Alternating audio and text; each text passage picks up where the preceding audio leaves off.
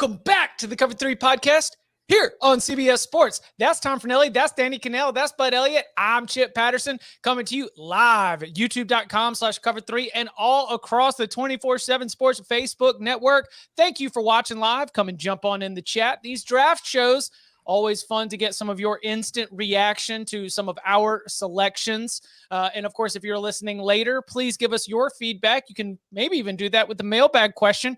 Hop on in the big old bag of mail with a 5-star review and put your question in that review. We will tackle it in a future mailbag episode. Now, I mentioned it's another draft show. This one is one that came from a mailbag. The suggestion that as the Oklahoma drill is slowly working its way out of high-level football. Well, you know where the Oklahoma drill is alive and well? Here on the Cover 3 podcast. The pads, as Tom Fornelli mentioned in the chat, are popping as we want physicality. We want good trench play. We want great running backs and great linebackers. So that as we move through this 6-round draft, we will have all of us are tasked with filling out one running back spot, 2 offensive lineman spots, 2 defensive lineman spots, and 1 linebacker position. This is not the last draft that we're going to be doing. We will be back on Wednesday with the coach draft. By the end of it, all of us will have more or less a fantasy team to be able to look at and track throughout the entire season. Unless we got any other business, any questions or clarifications that we need to make before we move forward? Just the one from the group chat, right? The 3-4 outside linebackers are to be drafted as defensive linemen, I would think, or do we not care? I think it's whatever you have on your bio, like however the school classifies you. See, I'm okay with putting them where you want to put them. Yeah, okay. Me too. I say positionless. What's the drill? How do you do in the drill? Like, who cares? It might even, like, if you had Tim Tebow still playing, you might say, I want him to carry the ball. Like, it's the drill, right? Yeah, I mean, they'll put like a 320-pound DT at linebacker, but like an edge guy like Anderson, if you want to put him at your linebacker spot, go for it. All right. Yeah.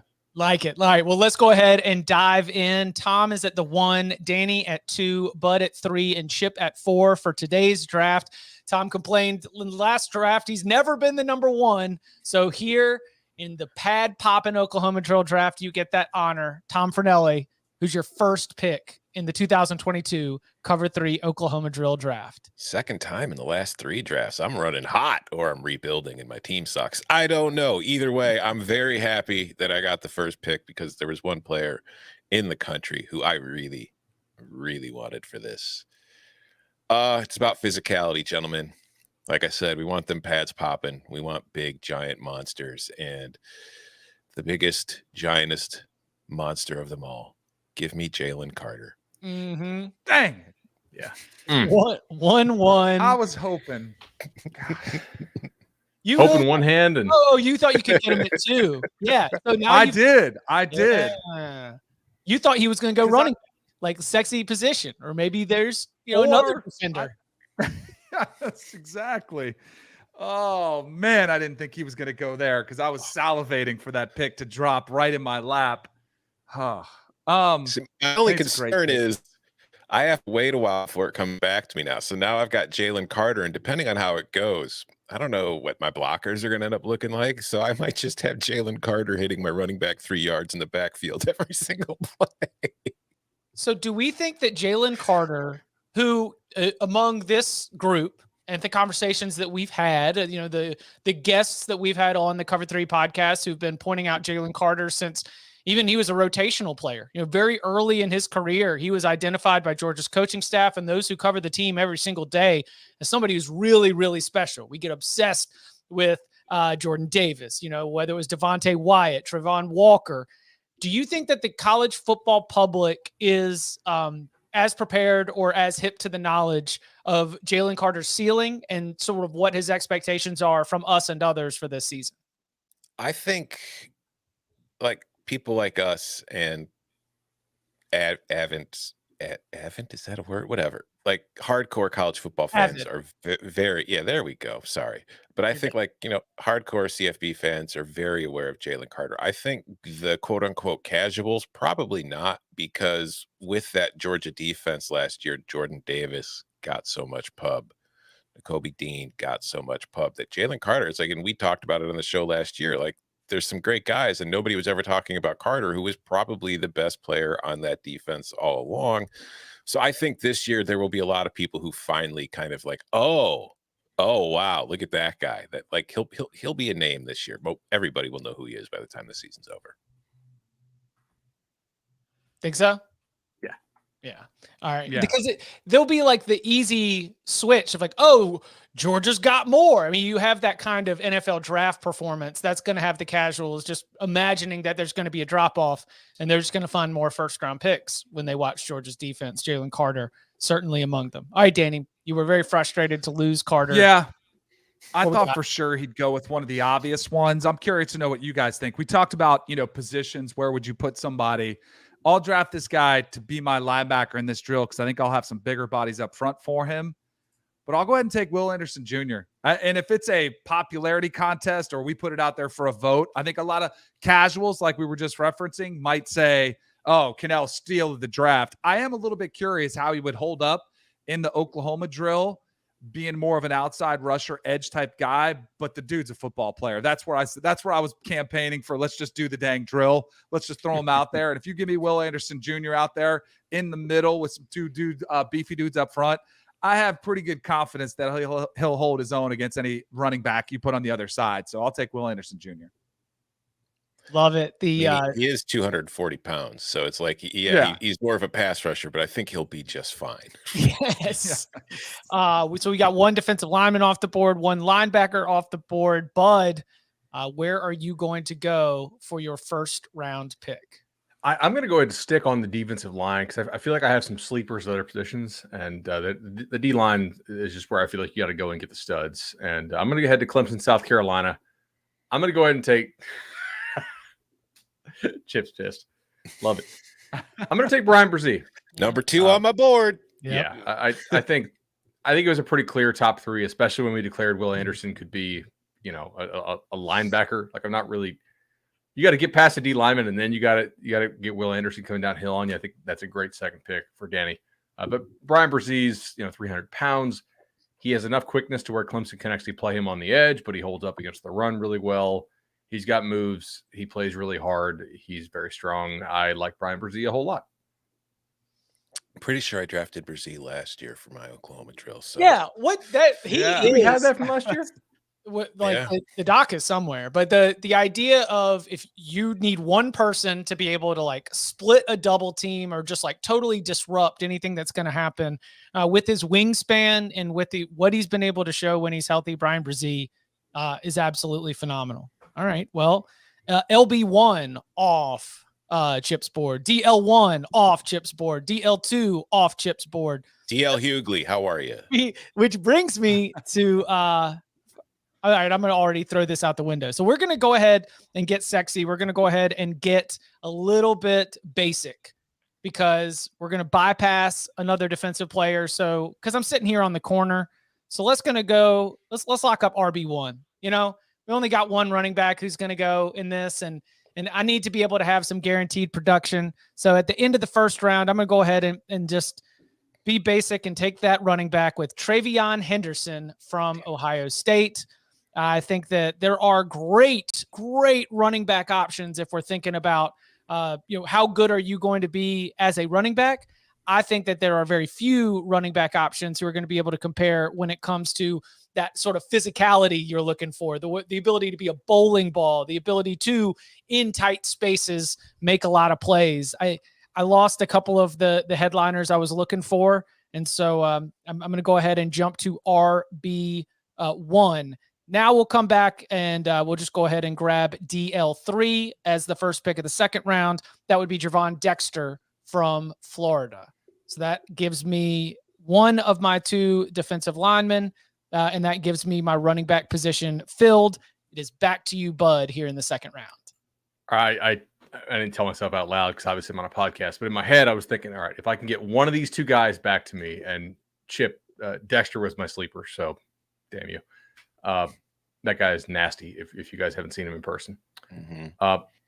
I think linebacker actually is a position that we had a surprising amount of linebackers go top 50 picks in the NFL draft. And so I'm kind of thinking, all right, like we lost N'Kobe, we lost a couple of those Georgia guys. There's a bunch of dudes who went. I'm going to head out to Oregon, and there's one. Yeah, there's one linebacker who's a true linebacker, Danny Cannell, and I think he is probably the best in a phone booth linebacker in the country. Which Oklahoma drill. There's not a whole lot of chasing going on, coming downhill. Give me 6'3.5", 251-pound Noah Sewell. Yeah, welcome to Team Bud. You get past Brian Brzee, then you get thumped by Noah Sewell. I like this combo so far. God, I was so hoping he would fall back to me.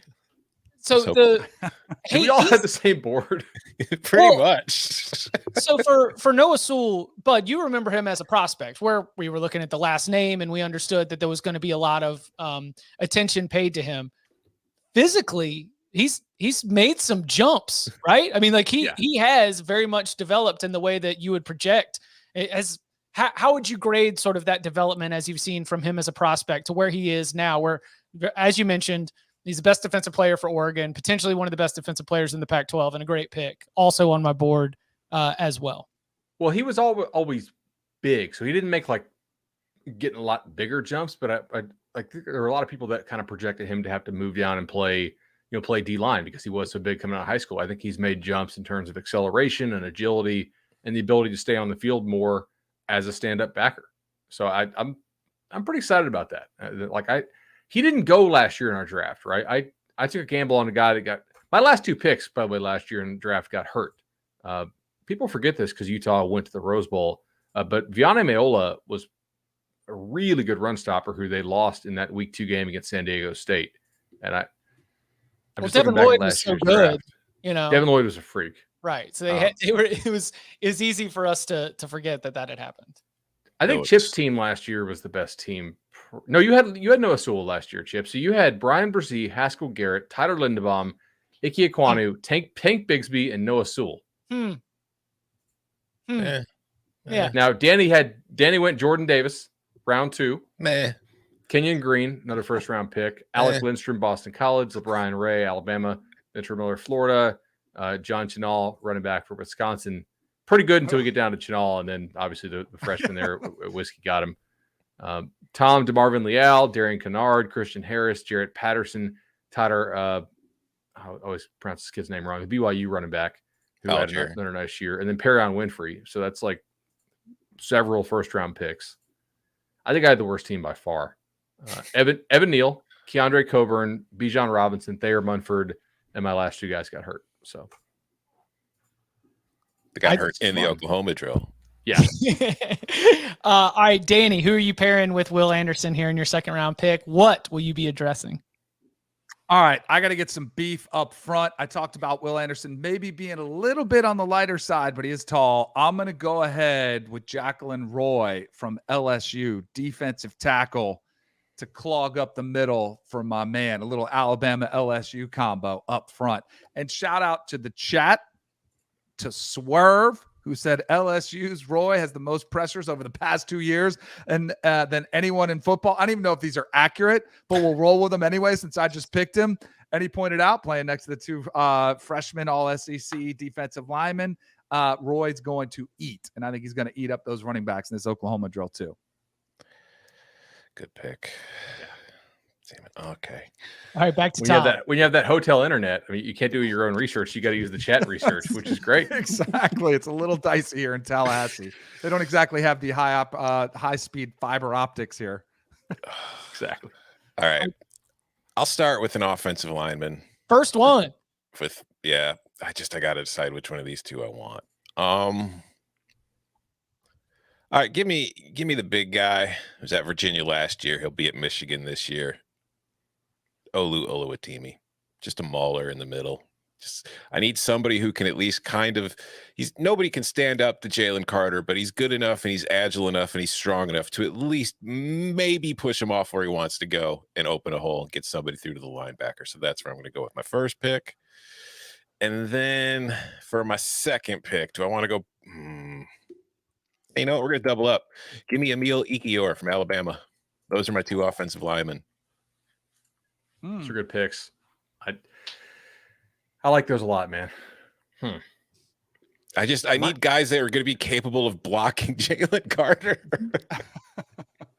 Well, for when you run your own drill. Mm-hmm. I mean, I got to give him a chance. I got to give my eventual running back a chance to survive this thing. All right. So it's back to me. Back to you. All right. Last year, I took the approach of just give me the scraps at running back. You know, I took the Denver Broncos, just plug anybody in that scheme and it'll work. You took Travion Henderson. I'm going to go ahead and take who I think might be the second best back. I'm going to take Bijan Robinson, get some explosive fire back there in the backfield as well. No concern about size here. Bijan is thick. Yeah, that's a big boy. Get some beef. I mean, no concerns. He's got some steak to him. He'll be fine. What do they list him at? 214? I mean, he's not like he's very sturdy. Like he's not like a kind of guy who's just going to show up and you look at it and you be like, oh wow, he's huge. But I mean, he's big. He's 6 feet 220. Yeah, like that's a thick dude. Plenty. Yeah. Big enough. Mm-hmm. Plus, he's going to be hard to see. I mean, I don't know who Danny's offensive line is, but if Danny gets some big offensive linemen, you won't be able to see where he's going back there. All right, that brings us back to. But if you're watching, actually, I'll do this for the listeners too. If you're watching along on youtube.com/cover3 or on the 24/7 Sports Facebook network, you can see it on the board. Thank you, Coca. Tom has 3 of his 6 picks. He's addressed the offensive line in the second and third round, where he has Olu Oluwatimi and Emil Ekiyor. Ekiyor from Alabama, Oluwatimi from Michigan. His 1 first round, first overall pick, Jalen Carter from Georgia. Danny's got Will Anderson from Alabama, Jacqueline Roy from defensive lineman from LSU, now Bijan Robinson from Texas. Bud on the clock already has Brian Brzee, defensive lineman from Clemson, Noah Sewell, linebacker from Oregon, and I've got Travion Henderson, running back from Ohio State, and Jervon Dexter, defensive lineman from Florida. Okay, so I'm up now. I am going to go. Damn, so we only take one linebacker, right? Correct. Yeah. I don't regret that, but yeah. There's other linebackers that we can talk about later, so you'll get your chance to shout them out. I've got like 6 on the board. We're only going to draft 4. I love Coca calling out Danny in the private chat. Danny's first 3 picks were the 2 guys on the YouTube thumbnail, and Roy was from the chat. To be fair, I didn't see the YouTube thumbnail. I did. I'll take the chat for the assist on that one, but the YouTube thumbnail I did not see. All right, so this is a tough one. I got a couple guys here on my board. I'm gonna go ahead and go. Yeah, let's do it. I'm gonna go back to Clemson. Give me Miles Murphy, defensive lineman, Clemson. He's top remaining guy on my defensive line board. I feel like I've got some sleepers on the O-line. I can wait on a little bit. I was going to take Bijan here, so Danny, great pick. And I like my defensive side of the ball here. I feel like I can create some offense. We'll see. Bud now, his defensive line, Bud taking Miles Murphy and Brian Brzee at the very beginning of this Oklahoma drill draft is one of the many reasons why I think that Clemson doesn't even need elite quarterback play to be able to win the ACC. Because that defensive front is going to wreck anything that opponents want to do, even in the conference of quarterbacks, that is the Atlantic Coast Conference. Of course, Miles Murphy was on my board as well. I like that pick, and I like the theme. I like the theme so much, Bud, that I'm going to also get a little themey here. So with my final pick of the third round, I'm going to address the offensive line. I'm going to address it with versatility. I'm going to address it with great size. I'm going to address it with somebody who played guard last year, might kick out to tackle, and has plenty of experience blocking for Travion Henderson. We're going to go with Paris Johnson from Ohio State. Yeah.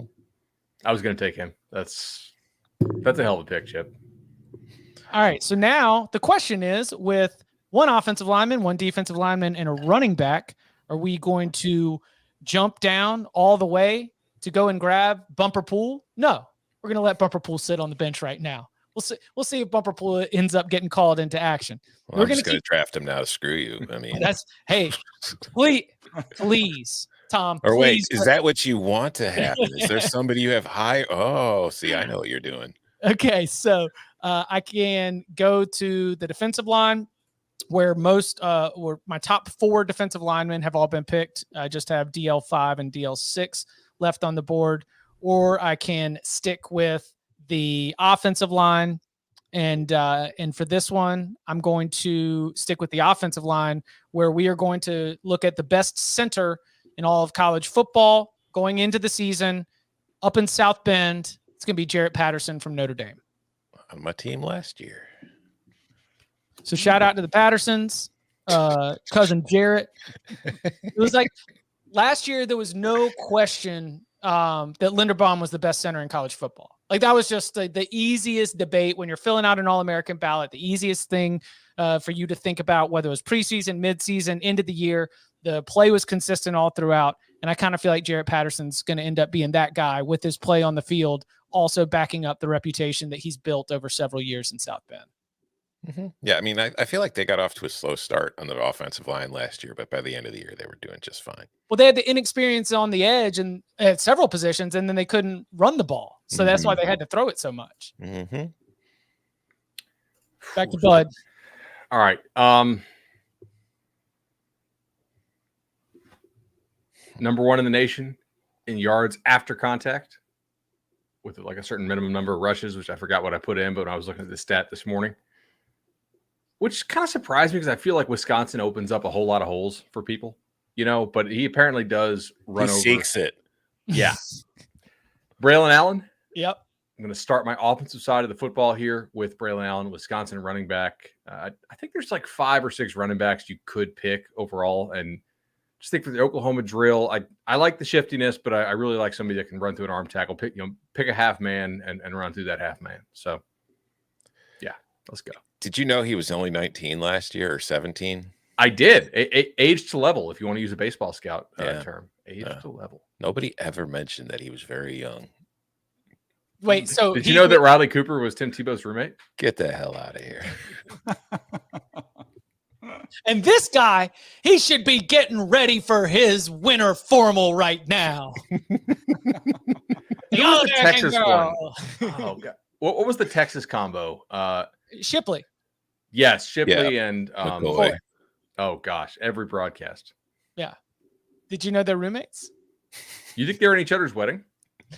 Yes, probably. And then there was the flip side, wasn't it? Tebow and Spikes were roommates there last year at Florida. I thought it was one of the Pounceys, wasn't it? Yeah, I thought it was. No, it was maybe a Pouncey. Yeah, maybe. Always funny to me. All right, Danny. Room. 4th round. You have addressed the linebacker. You've addressed linebacker, defensive line, and running back. That means you still have 2 offensive linemen and 1 defensive lineman to draft across your final 3 picks. All right, I need an offensive lineman. I'm going to go Zion Nelson out of the U. Big body, more of an outside guy, but I'm going to trust him in this drill just to maul some people up front. So I'm going to go Zion Nelson from the U. Good pick. Good pick. You should have taken a defensive lineman first, though, because I've already got 2 offensive linemen. Game theory, Daniel. Game theory. All right, I'll take my defensive lineman now. I need somebody to pair with Jalen Carter. Another big boy on the inside. Another Big Ten boy from Penn State. Give me PJ Mustipher. Coming back from injury. I like it. Big, strong boy. He's going to mess some stuff up in the middle. Now I need a linebacker. And you know what? Why leave the Big Ten? If you want a linebacker who can run to the ball, hit the ball, wrap the ball, bring the ball down, maybe knock the ball loose in the process, head over to Iowa City. One of the leading tacklers in the nation. Give me Jack Campbell. I really, really wanted Noah Sewell, but Jack Campbell was 2 on my board, and I'm happy to get him. Jack Campbell also LB2 on my board. And after you mentioned not leaving the Big Ten, one of my research tactics was just to pull up last year's All Big Ten conference honors. let's think about the drill. Let's think about what we need here from these positions. Let's just make sure that we're not forgetting anybody from the conference that does the best job of just getting big bodies and making it happen at the line of scrimmage. So respect to Jack Campbell, who was a first team all-conference pick for the Big Ten last year. All right, I'm going to go ahead. I'm going to take some of the scraps on the defensive line, and I'm going to shore up my offensive line with what I think could be another first-round pick when it's all said and done. We saw what Rashawn Slater did coming out of Northwestern after just 1 year. I'm going to get the guy who filled in for him in Peter Skoronski, Northwestern. I will definitely, just by bringing up the GPA, I'll have the smartest team out there because I have Skoronski on mine. So I'm going to take him as my final offensive lineman. Right. All offensive linemen are smart, Danny. That is true. Well, not exactly. I remember having to tell guys 8,000 times not to jump off sides, and they couldn't remember that. So, aside from that. All right, so Danny, now as we are here in round 5, Danny has gotten his linebacker, Will Anderson, both of his offensive linemen, his running back in Bijan Robinson, and one of his defensive linemen. Tom, through 5 picks, has both of his defensive linemen, Jalen Carter and PJ Mustapher, both of his offensive linemen in Oluwatimi and Ikior, and his linebacker, Bud. As you approach your 5th pick, you've already gotten 2 defensive linemen, and you've gotten your linebacker and your running back. So what offensive lineman will you be drafting here in the 5th round? So I did want Skoronski, and I figured I would be taking sleeper offensive lineman, so I really didn't think he was going to last until pick 18, but he did, and so kudos to Danny for sweeping him up there. Answering the chat, did y'all ever determine who won the drill last season? We did. Go back like 15 minutes in this show. I think it's Chip. I mean, I don't know. I definitely did not win. Tom or DK may have an argument, but since Chip's team was entirely first-round picks, I feel like he probably did pretty good. Yeah, Aquanu and Linderbaum's pretty sick on the offensive side. Yeah. And then who'd you say? Brzee, because Brzee was hurt, so you could argue that I didn't get a lot of bonus points for that. Haskell Garrett, Ohio State. Tank Bigsby at Auburn. I don't know. Maybe it's Tom or Danny. It's definitely not me. It's always me. I always win. Okay, so who's your offensive lineman? All right, so I'm actually going to go back to Columbus. And there's a guy on the other side from Paris Johnson named DeJuan Jones. And he's a kind of a late riser. He was a hooper coming out of high school, played a little bit of football. But his run blocking grades are really, really good. And that's what I'm more concerned about here in the Oklahoma drill. Also, he's 6'8", 360. So I like that quite a bit. 6'8", 360, a guy who gets on the field, plays hundreds of snaps. I'm a fan of that. And I think DeJuan Jones is the guy for me here. The Ohio State University. 6'8", 360. Let's go. Here's what's fun. You're going to be looking to try and find Braylon Allen. You're not going to be able to see him behind DeJuan Jones, but then Braylon Allen, because he seeks out contact, is still going to run right into you and run right through you. DeJuan Jones, offensive lineman from Ohio State, that now marks 2 offensive linemen and a running back taken from Ohio State. If you want to look for some of the best teams when it comes for running the ball in the country, there might be a suggestion of how we view the Buckeyes offense right now. All right. So as I wrap up my group, I need to have a defensive lineman and I need to get a linebacker. So I'm going to start with the defensive line here at the end of round 5. I will go with Jalen Redmond from Oklahoma, who missed the first couple of games, but still finished as one of the top defensive linemen in the entire Big 12, even after missing those first, I believe, like 4 or 5 games. He, under Brent Venables, I think is going to have another very, very successful season and be a huge part of that Sooners defense. So I've got Jalen Redmond and Gervon Dexter as my defensive linemen. Then as I turn my attention to the linebackers, let's go. You mentioned how Peter Skoronski is just going to be really help bring up the GPA. Well, this player's head coach called him one of the smartest football players around. He is a little bit undersized, but his ability to make plays has allowed him to really bring his physicality and to emerge as one of my favorite linebackers in the entire country. We go to the Pittsburgh Panthers and we take Servassier Dennis. So past the Servassier, we round out this group with Servassier Dennis from Pitt. That means that it is my defensive side of the ball is Javon Dexter from Florida, Jalen Redmond from Oklahoma, Servassier Dennis from Pitt. Offensive side of the ball, Travion Henderson from Ohio State, Paris Johnson from Ohio State, and Jarrett Patterson from Notre Dame. Back to Bud. All right, so there's one guy I really want to take here because I think he's going to be a total stud, but I just can't pass up the other guy just because he's been a little bit better so far and he's actually played. So I'm going to go to Georgia. And you saw Marius Mims hit the transfer portal very briefly, and was got a ton of interest from teams out there. Would have maybe been the number one non-quarterback transfer available on the market this fall. He went back to Georgia, which was kind of surprising. But the guy that basically caused him to hit the transfer portal is named Broderick Jones, and he's 6'5", 315, and he moves like a guy who's like 270, but he hits you too. Started the final 5 games for Georgia last year, national championship team. I think Broderick Jones is probably a first-round pick, and so my offensive line is kind of the firm of Jones & Jones, and I'm very happy about that. And since both of y'all have already taken offensive linemen, I do want to give you the other guy, or do you want to save the dudes who are still on our board for after? Let's save that. Well, after we round out the draft, we'll hit the break and then come back, grade our boards, and talk about some of these other names we want to make sure we highlight. All right, cool. Because that was my sleeper I really wanted to take, and now I'm like, damn. All right, Danny. All right. There's a piece of me that just wants to take some young stud on Georgia's defensive line just to finish this baby out and just trust that Kirby's going to find another future first rounder. You call it GeorgiaSports.com and just sort of go down the roster. Exactly. But I'm not going to. I'm going to be a little bit of a homer. I'm in Tallahassee. So they're talking to some of the coaches. We've had a lot of transfer success in here. How about Fabian Lovett? Defensive tackle to shore up my defensive line in the middle.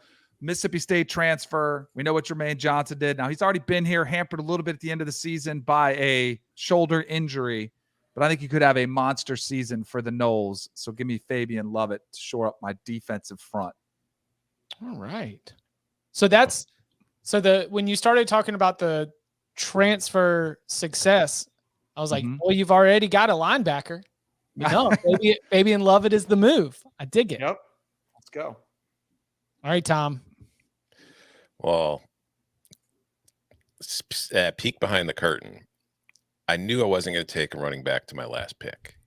Only had 2 running backs on my board because the one I'm going to take, I really doubted anybody would take, but just in case they did, I had a backup. And the backup, I feel, probably should have gone at some point in this draft too. But again, we're only taking 1 per person, so there's a lot of good options out there.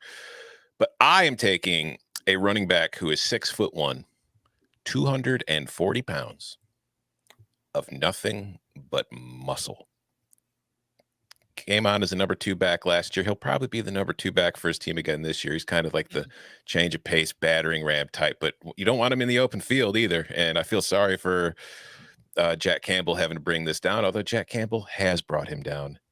From the University of Illinois, Josh McCray.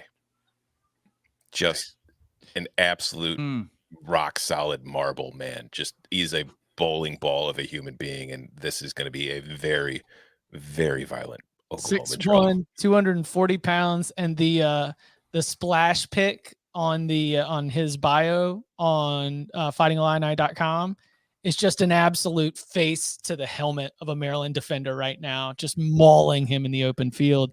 Josh McCray goes to Tom to round this thing out. Do you know who he reminds me of? You remember Zach Crockett played for the Raiders? Yes. That's my guy, the Crockett brothers. They're my teammates. Yeah, they're built similarly. Yeah, Illinois running back coach Corey Patterson tweeted like a photo of his running backs from like a practice the other day, and they're all just like in shorts and nothing else. And Josh McCray, like the other 3 guys in the photo, were all very well developed guys, and then Josh McCray is just standing there looking like some sort of like superhero, just standing next to him. It's like, my God. Josh McCray rounds out this one. So coming up on the other side, a full review of our Oklahoma drill draft grades, our thoughts on how everybody did, and some of the best players and names that did not get selected. We'll get into all that and more next. I found this flaw. There's a loophole that the lottery didn't see, and I won $15,000. The more we bet, the better the odds. We're betting $500,000. Go big or go home. Are you guys drug dealers? We're professional lottery players. That isn't a thing. It is now. Jerry and Marge Go Large. Rated PG-13. Back here on the Cover 3 podcast, and quick review for those who are listening at home. Tom's Oklahoma drill draft, he went with Jalen Carter in the first pick overall. He had Olu Oluwatimi, offensive lineman from Michigan, Emil Ekiyor, offensive lineman from Alabama in the third, PJ Mustipher, defensive lineman from Penn State, Jack Campbell, linebacker from Iowa in the fifth, Josh McCray, running back from Illinois in the sixth. There were side bets going on the number of Big Ten players that Tom was going to select here. That is four out of six from the Big Ten. Danny, Will Anderson from Alabama in the first round follows it up with Jacqueline Roy, defensive lineman from LSU. Bijan Robinson, running back from Texas in the third. Zion Nelson, offensive lineman from Miami in the fourth. Peter Skoronski, offensive lineman from Northwestern in the fifth. And Fabian Lovett, defensive lineman from FSU in the sixth round.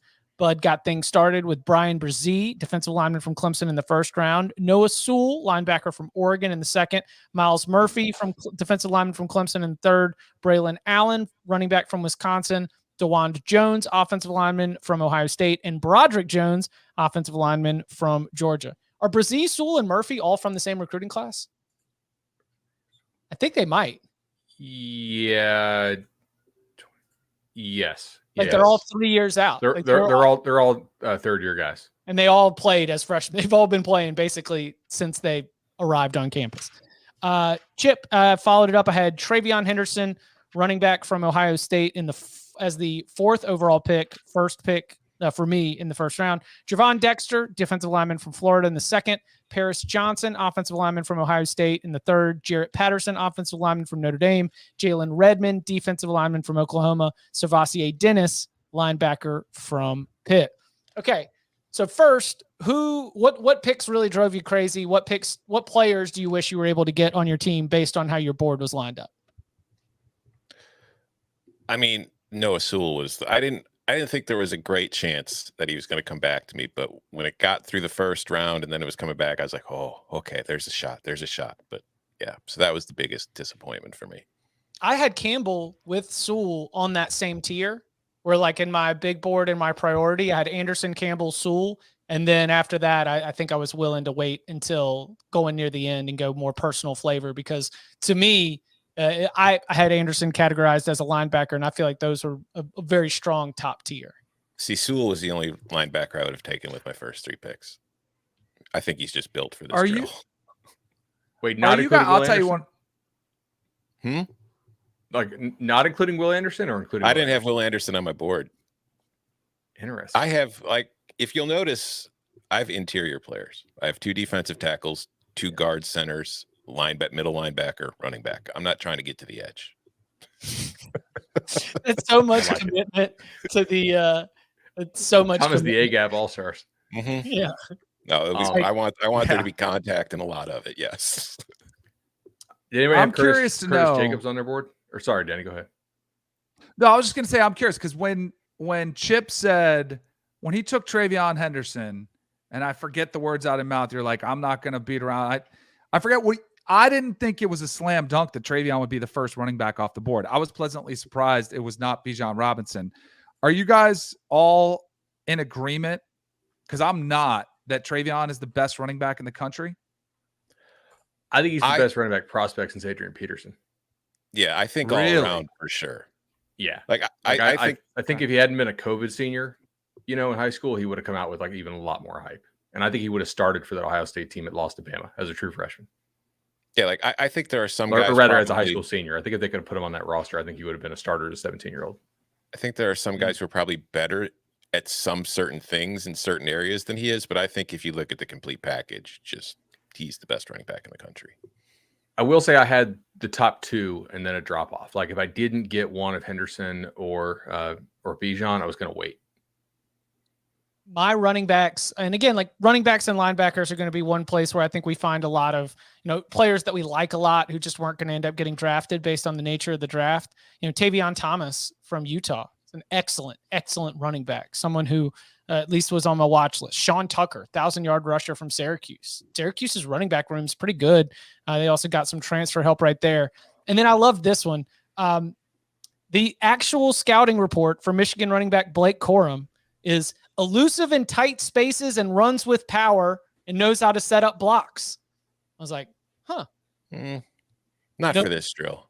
Blake Corum, somebody else who I had at least a little bit on my radar for the running back position. But I see it as I actually think that Braylon Allen deserves as much debate to be in the top 3, but TreVeyon Henderson is my one, to answer your question from earlier, obviously.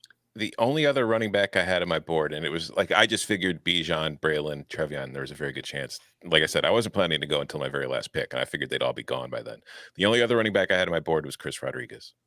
From Kentucky. We even talked about him recently. I just really think that he's back. a very good fit for an Oklahoma drill because he's big, strong, and he's not afraid to just run into things. Anybody have Zach Evans? Thought about it. Didn't. Home run hitter, right? If I could trust him, I mean, he's pretty jacked. Like if you could trust him to just stay on the field, I think he'd be like, he's a guy we could look back at when we're doing this next year and be like, damn, but we said it. If he could stay on the field, like he'd be an obvious pick. I think our Big 12 fans are probably feeling like they're getting really disrespected. Connor Galvin, a very good tackle from Baylor. He was the Big 12 Offensive Lineman of the Year, and Baylor had the Big 12's best rushing offense, 6'7", 310 pounds. Khalil Keith, the same line, Chip. Mm-hmm. I thought Khalil Keith meant, like, I really debated that him or Broderick Jones. Like Khalil Keith is just a mauler. They were on my board at OL. Another Baylor player on my board at DL was Siaki Ika. That DT. That's a great pick. Yeah. I'd rather have him than Murphy, I think, for this. That's a great pick. Damn it. Well, yeah. Well, you also don't want to look dumb. If we're grading this by like NFL draft results, then don't pick Big 12 players. That's a good point. Yeah. That's just a grading. Or Cooper Texas. Cooper Beebe. Cooper Beebe from Kansas State was another one. Caleb Chandler from Louisville. Now we could take 2 offensive linemen, and I think there were still some good options that were on the board as well. Who else do you want to make sure we give some shout out to before we get out of here? Just other D linemen that you guys had on your boards that didn't go? Because I felt like everybody's like D line board like matched everybody else's pretty much. Or Kalijah Clancy from Pitt. I just didn't want to go. I didn't want to go Kalijah Clancy and Savassier Dennis Pitt to close it out. So I took Redmond over Clancy, but I had them both about the same spot. I had Teron Vincent from Ohio State. I mentioned Ika. I had Jermaine Lowell now at Louisville, was at Arizona State. Good one. Then also on the offensive line, just to show I wasn't all Big Ten players, I had Andrew Voorhees from USC, Osiris Torrance from Florida, Ricky Stromberg from Arkansas. Again, I was focusing on guards and centers as for this drill. That's what I usually do. Deuce Vaughn, we love you. He's not for this drill. Yes. He's so Coca good. chimed in. I was just looking at my I just went to Barnes & Noble here in Tallahassee, started picking up some of the magazines. Coca is pointing out that Dante Stills was a top 4 defensive tackle in one of these magazines. He's saying we're a bunch of haters. He's good. Does West Virginia have a football team? Dante Stills is a very, very good player. And he honestly, at defensive tackle, fits some of the like Tom commitment to drafting from the interior. Drake Thomas from NC State was another linebacker who at least had on my radar a little bit. But speaking of linebackers, like we almost had 2 from Oregon go. I had Justin Flo on my board as well. And then I also had from Washington, Edifwan Ulafoshio. What do you say? Hitter.